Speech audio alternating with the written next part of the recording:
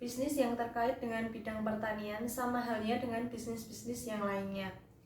Bisnis dalam bidang pertanian juga membutuhkan pengelolaan atau manajemen untuk mengelola perusahaannya agar usahanya menjadi berkembang. Dan secara kontinu harus mampu menginformasikan perkembangan perusahaan dan membuat keputusan-keputusan dalam memajukan usahanya. Kegagalan dalam memenuhi harapan untuk mendapatkan keuntungan dapat menyebabkan kesulitan secara finansial dan pada akhirnya dapat menjadikan bangkrutnya suatu usaha dalam bidang pertanian. Manajer mempunyai peran yang penting dalam menjalankan pengelolaan suatu usaha dalam bisnis pertanian untuk mencapai tujuannya. Manajemen agribisnis merupakan kegiatan dalam industri pertanian atau agroindustri yang menerapkan ilmu manajemen dengan melaksanakan fungsi perencanaan, penyusunan, pengarahan, dan pengendalian serta memanfaatkan semua sumber daya yang tersedia untuk mencapai tujuan menghasilkan produk pertanian yang menguntungkan. Di sini saya akan membahas tentang aspek-aspek dalam kegiatan manajemen agribisnis. Aspek-aspek dalam kegiatan manajemen agribisnis ada 4. Yang pertama yaitu aspek pemasaran. Manajemen pemasaran dalam bisnis pertanian harus dipersiapkan secara matang sebelum akhirnya masuk pada rencana produksi. Yang kedua yaitu aspek produksi. Dalam manajemen agribisnis, rencana produksi adalah penggunaan aset dan fasilitas perusahaan untuk menghasilkan produk. Prinsip utama dalam perencanaan ini adalah orientasi pasar yang mana menghasilkan produk yang sesuai dengan kebutuhan pasar. Sehingga ketika barang diproduksi, maka akan terjual dan terpakai karena adanya nilai pakai. Yang ketiga yaitu aspek sumber daya manusia atau aspek SDM. Agribisnis merupakan suatu bisnis pertanian yang berarti membutuhkan banyak sumber daya manusia seperti tenaga kerja yang digunakan untuk membantu proses dalam kegiatan agribisnis. Yang keempat yaitu aspek pembiayaan atau aspek keuangan. Keuangan merupakan faktor terpenting dalam suatu bisnis. Manajemen keuangan yang baik pada kegiatan agribisnis akan menjadikan terus berjalannya bisnis agar bisnis tersebut berjalan dengan lancar. Implementasi manajemen agribisnis secara nyata antara lain yaitu pertama, jenis usaha. Agribisnis merupakan usaha dalam bidang pertanian. Bisnis ini dapat berfokus pada tumbuhan, hewan, atau organisme lainnya. Pada saat ini, agribisnis sangat menarik perhatian masyarakat dan banyak yang menjalankannya. Salah satunya yaitu usaha Bapak Soim yang berlokasi di Prempelan, Dusun Munggasari, Kecamatan Kalianggrek, Magelang. Kedua yaitu jenis barang atau jasa yang diusahakan. Produk pertanian yang dihasilkan oleh Pak Soim berasal dari para petani maupun dari tangan kedua ataupun ketiga. Para petani dari berbagai wilayah akan menyetorkan hasil panennya kepada Pak Soim setiap harinya. Jenis yang disetorkan yaitu berbagai macam komoditas sayuran, antara lain yaitu cabai, tomat, loncang, sawi, bawang merah, kentang, seledri, dan brokoli. Sayuran yang telah dipanen oleh petani akan dilakukan penanganan pasca panen dengan dilakukan penyortiran dan pengemasan secara besar. Hal ini bertujuan untuk memudahkan dalam pengangkutan dan perlindungan produk dari berbagai kemungkinan kerusakan.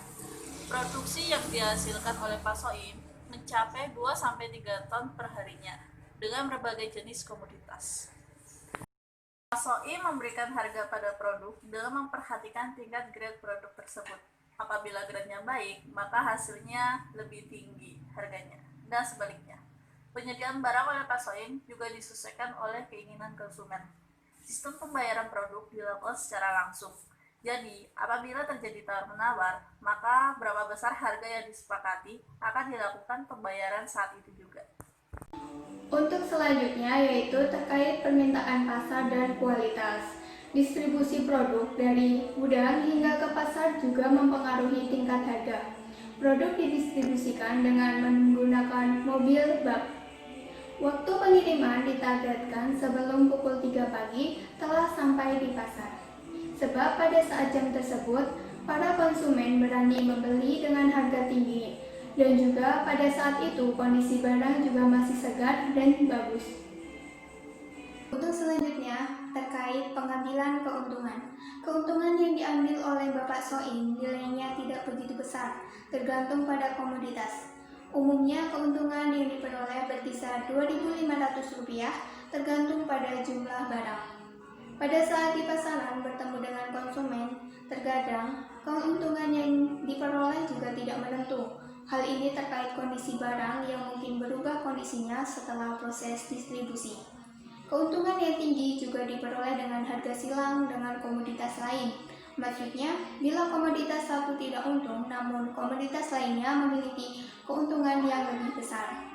Keuntungan per bulan mencapai 2 hingga 3 juta dalam sekali pengiriman. Organisasi atau sistem kerja. Organisasi merupakan suatu kelompok orang dalam satu wadah untuk mencapai tujuan bersama. Dalam suatu bisnis usaha, tentu tidak dapat dilakukan oleh diri sendiri dalam menyelesaikan tugasnya. Seperti halnya bisnis yang dilakukan oleh Bapak Soim, beliau memiliki 10 orang pekerja untuk membantu tugasnya. Kemitraan.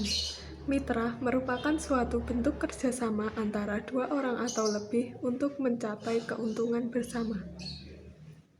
Usaha yang dilakukan oleh Pak Soim bermitra dengan petani dan pengepul. Keduanya saling memiliki keuntungan. Petani dan pengepul dapat menjual produknya kepada Pak Soim, sedangkan Pak Soim sendiri mendapatkan produk untuk memenuhi kebutuhan konsumen. Jadi di sini Pak Saudara Soim bertindak sebagai pengepul dan juga pengecer. Dia mengepul dan menyetorkan barangnya ke pasar induk maupun pasar rakyat. Biasanya di pasar induk itu pelanggannya atau konsumennya adalah orang-orang yang memiliki usaha yang besar, misalnya seperti restoran, hotel, dan lain-lain, yang membutuhkan banyak sekali kuota untuk sayuran. Nah, tapi yang untuk pasar-pasar rakyat itu mungkin semua ibu rumah tangga atau pedagang-pedagang kecil di sekitar rumah kalian. Nah, di sini bedanya kalau misalnya di pasar induk itu dia setoran dari petani biasanya melimpah, dan dalam pasar rakyat berarti setoran dari petani itu biasanya sedikit atau tidak memenuhi kuota untuk masuk pasar induk. Dan untuk cara-cara untuk penjualan sendiri ada taktiknya di sini. Pak Soim akan menjual sayurannya itu sebelum terjadinya bukaan pasar atau misalnya 1 jam atau 2 jam lebih awal daripada pasar itu baru buka. Kenapa? Karena dia dapat menentukan harga. Bukan pasar yang menentukan harga, tapi dialah yang menentukan harga.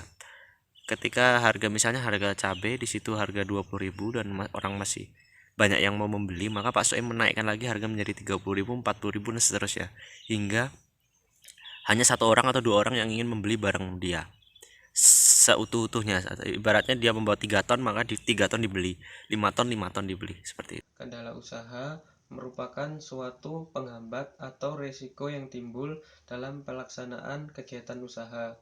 Dalam hal ini, kegiatan usaha yang dilakukan oleh Bapak Soim juga mengalami beberapa kendala. Kendala yang pertama berasal dari jenis produk itu sendiri. Jenis produk pertanian termasuk produk yang mudah rusak atau mudah busuk dikarenakan beberapa faktor. Di antaranya faktor lingkungan. Jika sampai salah dalam melakukan perlakuan, maka akan menurunkan kualitas dari produk itu sendiri. Masalah kedua berasal dari segi transportasi.